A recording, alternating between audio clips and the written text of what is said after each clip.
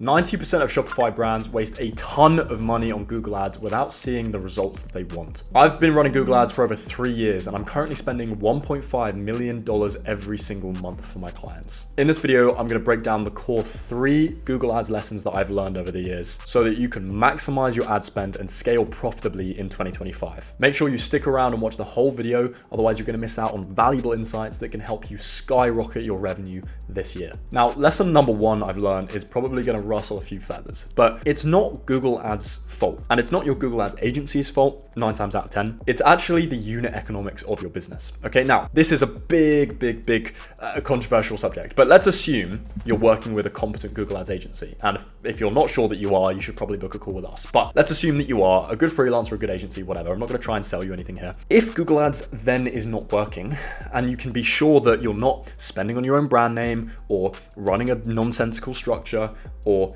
bidding on irrelevant keywords, you know, the basic stuff, then it's probably not Google Ads. It's probably your AOV, your average order value on your site, or your conversion rate, or the CPCs of your market, or the fact that your TAM, your total addressable market, is too small, okay? Think about it. You have a logical, well-structured Google Ads account, and again, if you're not sure that you do, book an audit with us, we'll make sure that you do, and you're bidding on relevant keywords. Let's say you sell, I don't know, creatine, you're bidding on creatine gummies, okay, or if you sell creatine gummies, for example, you're showing your ads literally for relevant keywords, and people are landing then on your site, but you're still not getting the ROAS that you want. You're still not seeing the conversions that you want. You automatically want to go ahead and blame Google Ads or your Google agency, but it's not their fault. It's because your conversion rate is too low. I've seen brands that are complaining about their ads agency, but their conversion rate on their site is like 0.5%. There's no physical way that the agency can get a good ROAS if the traffic that they're sending to your product pages or landing pages is converting at 0.5%. This is why you need to look at the ecosystem of your marketing. Stop isolating one specific thing and going angry and blaming it. That's not how you get results. So you need to understand that it's all a game of maths and logic, okay? So let's assume, first of all, that your ads are sound and that you're sending relevant traffic to your product page. Let's say that you spend $10,000 on Google Ads. Your cost per click is $1, so that means you get 10,000 clicks. But you know, if your conversion rate is 1%, then you're not really turning many of those 10,000 clicks into actual sales. And furthermore, let's say your conversion rate is sound. You're still not seeing the ROAS that you want. Well, again, it's not anyone else's fault other than yours, in a way, your business's, because then it's clearly the average order value that's wrong, okay? We've just assumed that the traffic is sound. Let's say the bounce rate is low, the on-site time is good, you can see the traffic quality is there, the keywords are relevant, your conversion rate is good. Then the next logical step is, oh, hey, I need to raise my AOV. Maybe your AOV is too low. It's $20, $25, something like that. It's very hard to scale a brand with an AOV that low. It's got to be $50 plus, 100%. Unless you've got a very good LTV and you're happy to lose money on the front end and make it up on the back end. That's a viable strategy too. And then if all of that isn't working, well then look at your CPCs. How much is it costing you to get a click? Maybe, you know, you're in a competitive market. Your CPCs are $3 on average, $4 on average. Again, very difficult to make that work. You've got to then explore different channels, YouTube,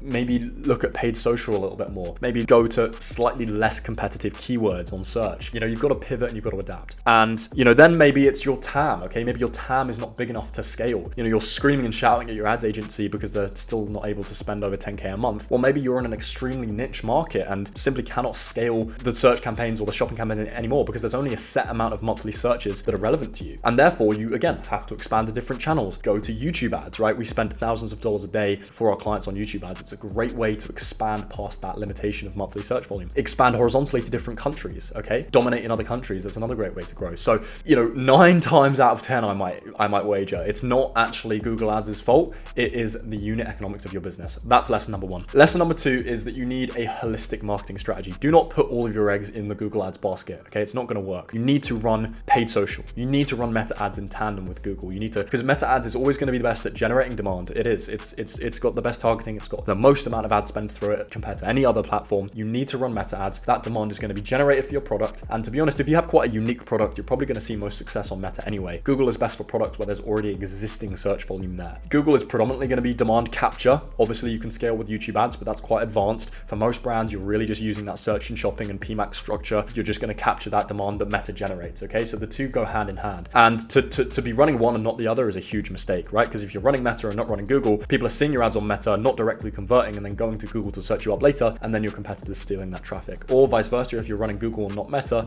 I just think it's a missed opportunity.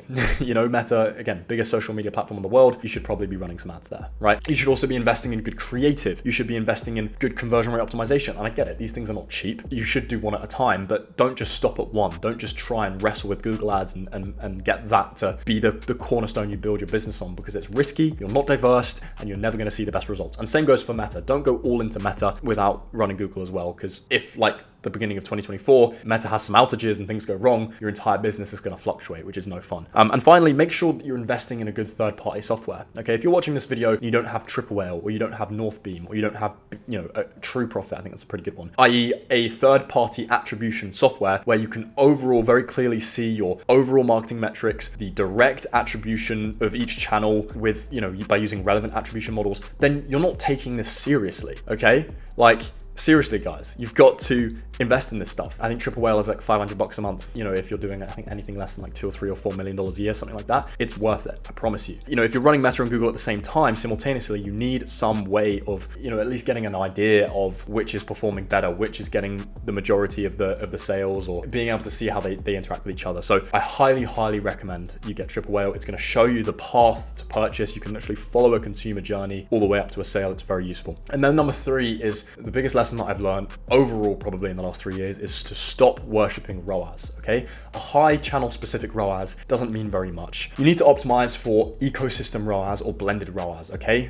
Because that's the only thing that can be trusted. Ad platforms are greedy. Even getting Triple Whale, for example, is never going to fully solve the problem. The only thing that you can trust is how much are you overall spending on ads. You could look at your credit card statements for that. That's undebatable. And how much is your Shopify store bringing in? Again, not debatable, cold hard revenue sales. And if those numbers are good, then great, keep upping budgets. If those numbers are bad, then let's cut back on budgets and try and isolate where the problem is. Okay, and then you want to go to maybe looking at some channel specific metrics, perhaps ones that can be trusted more, like CTR and, you know, things like that. Looking less and less at ROAS, because I can get any of you a 10x ROAS on Google ads if I spent all of your money on brand, right? Which isn't actually bringing in new customers or helping your business grow. So ROAS is this malleable thing that can be quite illusory. So make sure that you look at the cold hard truth. You look at blended ROAS, and I would also encourage you to stop trying to maintain channel specific efficiency. If your blended ROAS is healthy, i.e. it's a 2x overall or a 3x overall or 4x overall, whatever your business needs, and don't just, you know, pluck a goal out of thin air. Make sure you look at your margins, understand your cost of goods, and pick the lowest possible profitable ROAS number to scale with, then you should up your budgets, all right? Stop trying to maintain scale and also do efficiency at the same time. Yes, you might have a 5x ROAS, good for you, but you're spending 10K a month or 50K a month. You've got a very small business. You need to scale. You need to be spending hundreds of thousands of dollars a month at the lowest possible profitable ROAS. Why? Because that's going to be more total profit. That's going to produce more absolute profit, even though the margins are lower. It's still going to produce more absolute bottom line. Number one. Number two, you're going to have more emails to utilize email marketing with, which again, part of the holistic marketing strategy, do email marketing. Otherwise, you're paying for all these emails for no reason. And if you're not collecting emails, you're seriously wasting money. Number 3 is you're just going to have a bigger business. You're going to have more customers who will buy more things from you if you want to introduce new SKUs down the line. You will have more LTV. You may have more subscribers if you have a subscription model. You will literally have more enterprise value by building a bigger thing. And I estimate a lot of you will actually want to be selling your ecom brand in the next few years. So that is why, my friends, you should not optimize for a channel specific ROAS, and you should optimize for the lowest possible blended ROAS that you can scale with, and then you should scale your spend. That